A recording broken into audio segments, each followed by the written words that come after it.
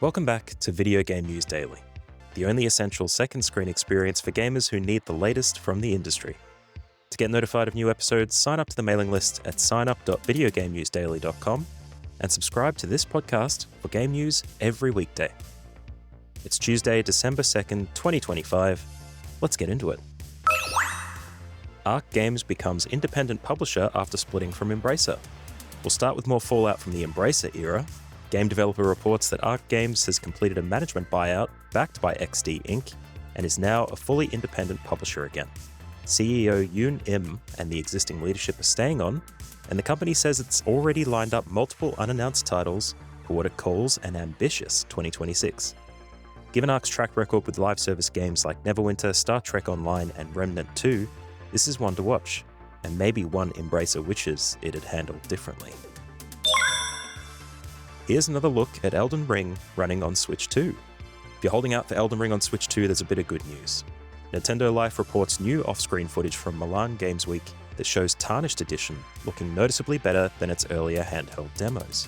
Still, not on PS5's level, but better than smeared soup.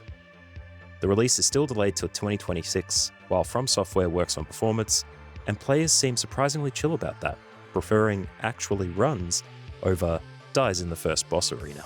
So the port lives, the frame rate hopefully improves, and we all keep pretending we've got time for another 200-hour RPG. Paramount is planning a mysterious Sonic the Hedgehog movie spin-off. In transmedia news, the Sonic cinematic universe is apparently never-ending. VGC reports that Paramount is developing a fifth Sonic movie, described only as a Sonic Universe feature, currently dated for December 22nd, 2028. That comes after Sonic the Hedgehog 4 in March 2027, and rides on the back of Sonic 3 crossing the $1 billion mark at the box office and Sega's near $1 billion a year Sonic merch business. So if you were wondering whether games as IP farms are still the business model, yeah, very much yes. Only 2% of Battlefield 6 matches during launch week were affected by cheaters. EA would like you to know that Battlefield 6 is not overrun by cheaters. Allegedly. According to VGC, the studio's anti-cheat update claims only about 2% of matches in launch week were affected, with its Javelin system blocking millions of cheat attempts. They're tracking around 190 cheat tools and say 183 of them have already reported detection issues or downtime, which is a pretty good hit rate if the numbers hold up. Of course, if you get domed through a wall, you're not going to be thinking, wow, 98% MIR. Nice work, guys. GTA's success brought the US government down on us, ex-Rockstar co-founder Dan Houser says.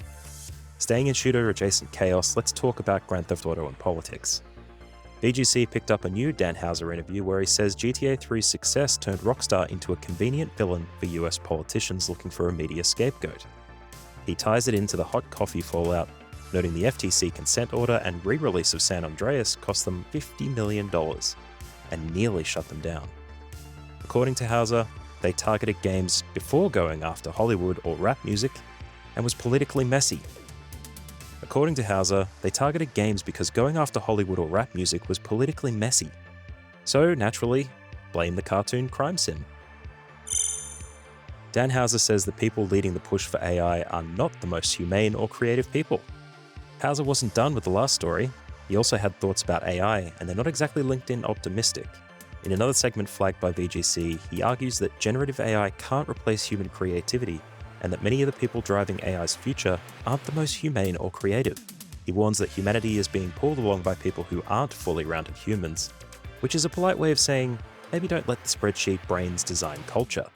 Given how the industry is quietly experimenting with AI tools, that's a pointed critique from someone who helped define modern open-world storytelling.